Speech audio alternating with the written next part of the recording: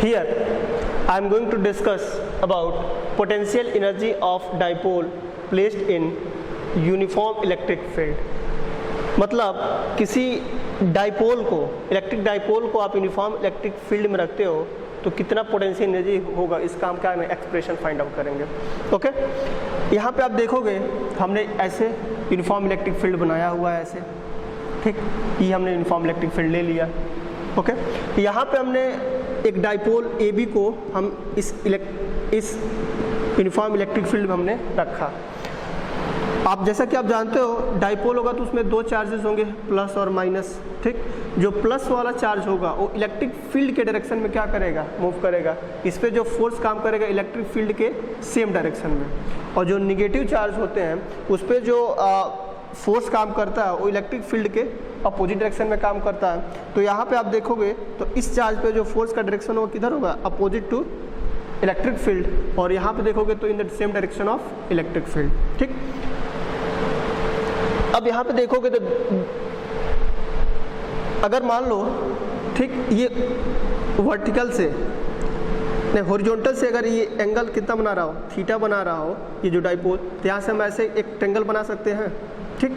अब ट्रेंगल बनाएंगे तो यहाँ से अगर हम साइन थीटा लेते हैं तो साइन थीटा इक्वल टू क्या मिलेगा,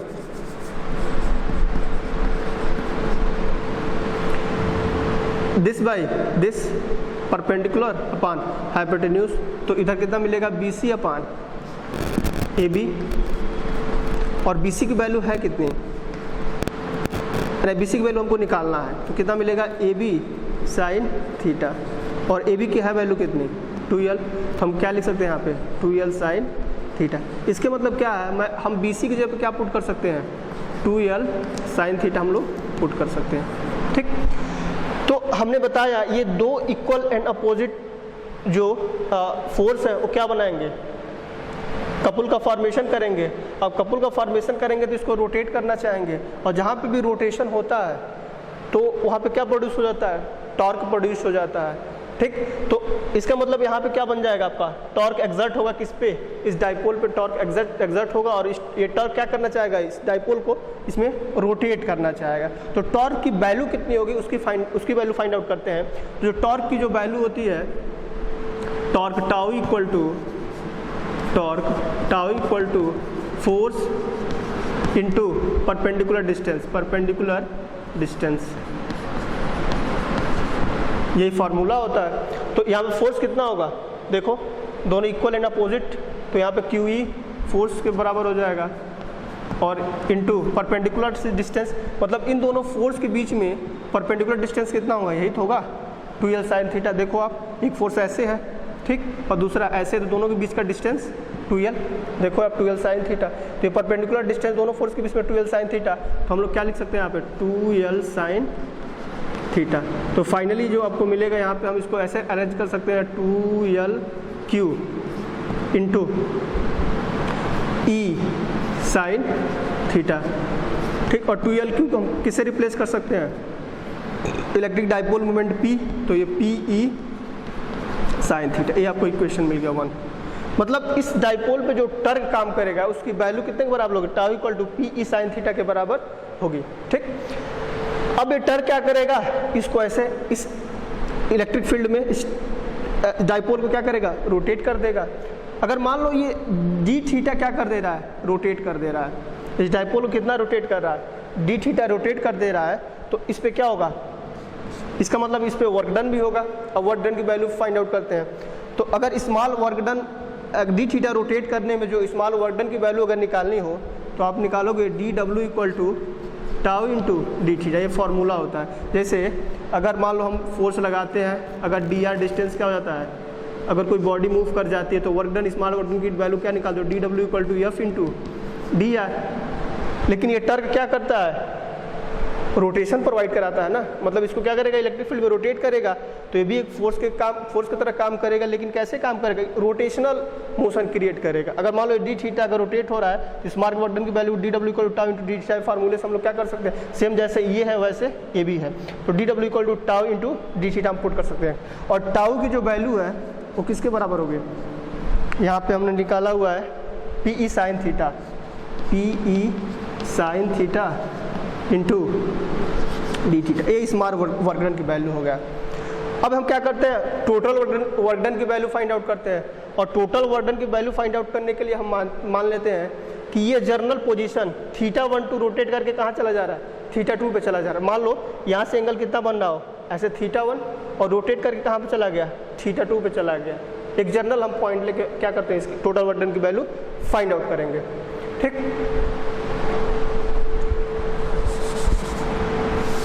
इसको मिटा दे रहा है।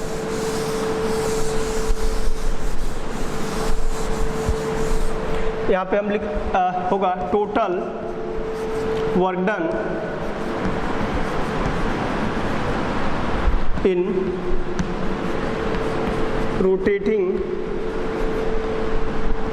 The dipole from θ1 to θ2 is given by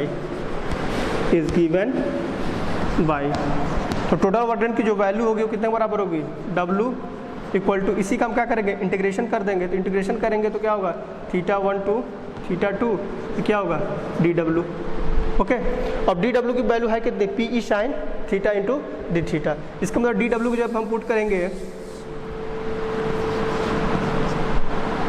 θ1 to θ2, यहाँ से हो जाएगा PE sin θ into d theta.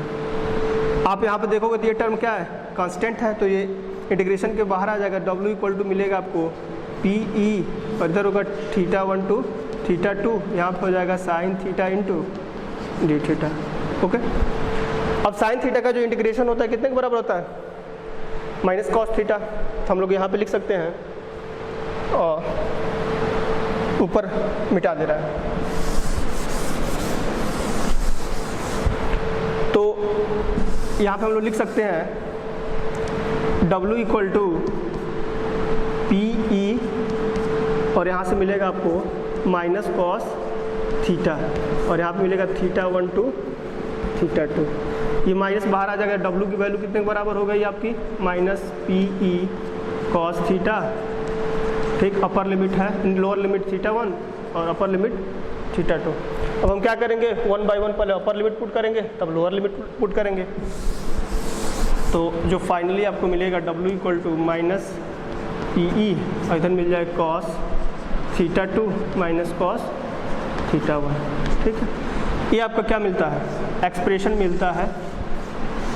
अगर आप डाइपोल को अगर आप इलेक्ट्रिक फील्ड में यूनिफॉर्म इलेक्ट्रिक फील्ड में रखते हो तो वर्क डन का ये एक्सप्रेशन मिलता है। और ये वर्क डन का एक्सप्रेशन मिल गया, minus PE cos θ2 minus cos θ1। इसको आप थोड़ा सा और चाहे तो रीअरेंज कर सकते हो, माइनस को अगर हटाएंगे तो माइनस अंदर जाएगा तो इसको माइनस बना देगा, इसको प्लस बना देगा, तो मिलेगा PE कॉस θ1 माइनस कॉस θ2। ये हमको क्या मिल गया, एक्सप्रेशन मिल गया।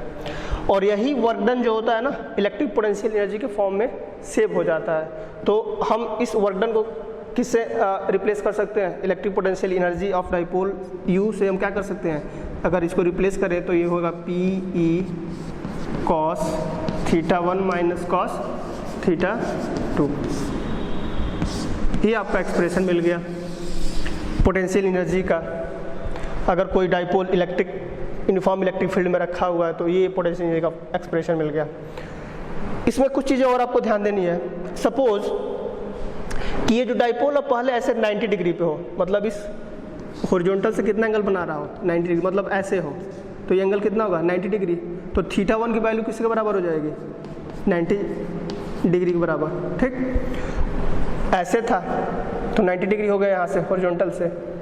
अगर मान लो ये θ1 से θ2 ऐसे जा रहा है और θ1 किसी जनरल पॉइंट मान लो θ तक आ रहा है, तो ये तो इनिशियल θ1 की वैल्यू 90 हो गई, और किसी जनरल पॉइंट अगर मान लो θ तक आ रहा है तो θ2 की वैल्यू कितने के बराबर होगी, θ के बराबर हो जाएगी। θ2 की वैल्यू θ के बराबर हो जाएगी। तो अब यहाँ पे हम पुट कर सकते हैं, तो यहाँ पे आप पुट करोगे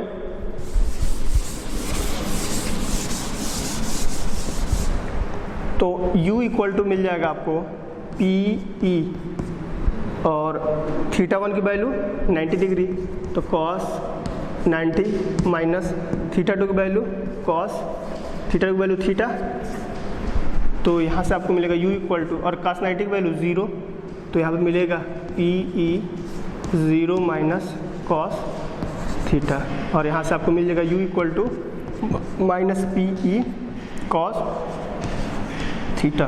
ठीक है, ये आपका क्या मिला, एक्सप्रेशन मिला, potential energy of dipole placed in uniform electric field.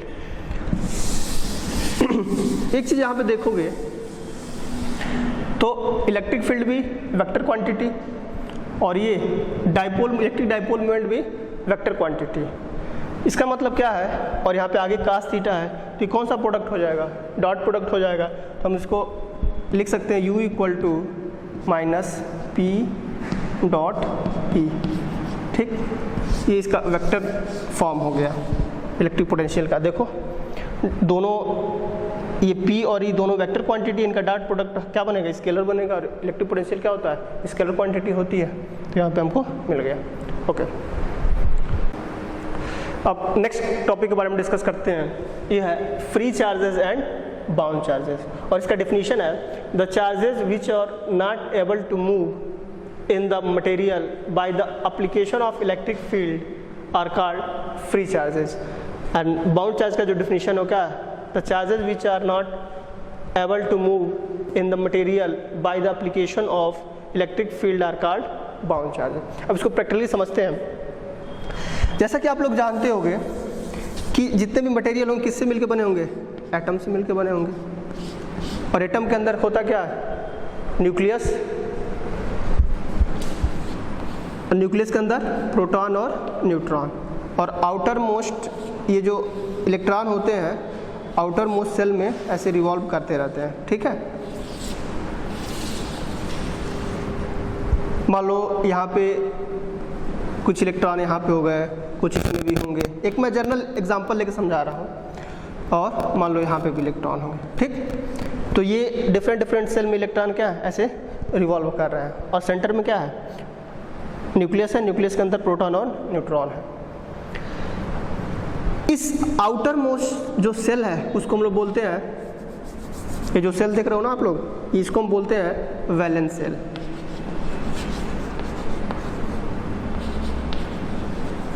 और इस आउटर मोस्ट इलेक्ट्रॉन को हम क्या बोलते हैं, वैलेंस इलेक्ट्रॉन, वैलेंस इलेक्ट्रॉन। ये तो हो गया एटम के बारे में। ठीक, अब जब मटेरियल को हम क्या करते हैं, इलेक्ट्रिक फील्ड में रखते हैं, तो वो मटेरियल किससे मिलकर बना होगा, छोटे छोटे एटम से मिलकर बना होगा, बहुत सारे एटम्स, लाखों करोड़ों एटम्स होंगे, इससे मिलकर क्या होगा, बना होगा। तो जैसे हम इसको इलेक्ट्रिक फील्ड में रखते हैं, मान लो इलेक्ट्रिक फील्ड में हमने रखा, और जैसे हम रखेंगे तो इस पर क्या करेगा, अब इस इलेक्ट्रिक फील्ड के कारण ये जो वैलेंस इलेक्ट्रॉन है वो इस वैलेंस सेल से क्या होता है, बाहर निकल जाता है। ठीक, ये इलेक्ट्रॉन क्या हो गया, बाहर निकल गया। अब जैसे ही बाहर निकलेगा, अब क्या इस पे चार्ज क्या आ जाएगा, पॉजिटिव चार्ज आ जाएगा। ठीक, और बचेगा क्या, ये आपका न्यूक्लियस बचेगा, और इनर सेल के जो इलेक्ट्रॉन है वो बचेंगे, क्योंकि बैलेंस सेल से तो इलेक्ट्रॉन ही निकल गया, तो बस इनर जो सेल है उसके इलेक्ट्रॉन बचे और न्यूक्लियस बचे। तो जो ये इलेक्ट्रॉन ये इलेक्ट्रिक फील्ड के इन्फ्लुएंस में बाहर निकल जाता है, वो हम बोलते हैं इसको फ्री चार्ज। फ्री चार्ज, इसको फ्री चार्ज क्यों बोलते हैं, क्योंकि ये मटेरियल में घूमने के लिए क्या होता है, फ्री होता है, ये पूरे मटेरियल में घूम सकता है। ठीक, और ये जो होता है, ये न्यूक्लियस और इनर सेल के जो इलेक्ट्रॉन है वो अपने पोजीशन में ही रहते हैं, तो ये क्या फॉर्मेशन करते हैं, ये बाउंड चार्ज का फॉर्मेशन करते हैं, इसको बोलते हैं हम लोग बाउंड चार्ज। ये अपने पोजीशन को नहीं छोड़ते हैं, ये जहाँ पे है वहीं पे क्या आते हैं, फिक्स रहते हैं। तो ये हो गया फ्री चार्ज और ये हो गया बाउंड चार्ज। ओके, अब इसी से आपका क्या होगा, इसी से आप कंडक्टर को डिफाइन कर सकते हो, इसी से आप इंसुलेटर को डिफाइन कर सकते हो। ओके, तो आगे हम लोग पढ़ते हैं कंडक्टर एंड इंसुलेटर्स के बारे में। हाँ, conductor, the substance in which charge can flow easily is called conductor. Example में copper, aluminium etcetera. Insulator, the substance in which charge can not flow is called insulator. इसका example क्या होगा, would और plastic. ये तो general life में आप देखते हो कि अगर आप इलेक्ट्रिसिटी फ्लो करानी है तो आप क्या करते हो, कंडक्टर से लेते हो, कंडक्टर्स में आप क्या क्या लेते हो, कॉपर ले सकते हो, एल्यूमिनियम ले सकते हो। जैसे हम क्या करते हैं उसको पोटेंशियल डिफरेंस अप्लाई करते हैं, आराम से इलेक्ट्रिसिटी फ्लो कर जाती है। लेकिन वही आप अगर वुड और प्लास्टिक से अगर इलेक्ट्रिसिटी को फ्लो कराना चाहो तो उसमें तो नहीं होता, क्योंकि चार्ज मूव करेंगे नहीं, और चार्ज मूव करेंगे नहीं तो इलेक्ट्रिसिटी का फ्लो नहीं हो पाएगा। तो ये होता है आपका कंडक्टर और इंसुलेटर। कंडक्टर में जो चार्जेस हैं इजीली फ्लो करेंगे, लेकिन इंसुलेटर है उसमें चार्जेस फ्लो नहीं करेंगे। ये आपका इंसुलेटर और कंडक्टर हो गया।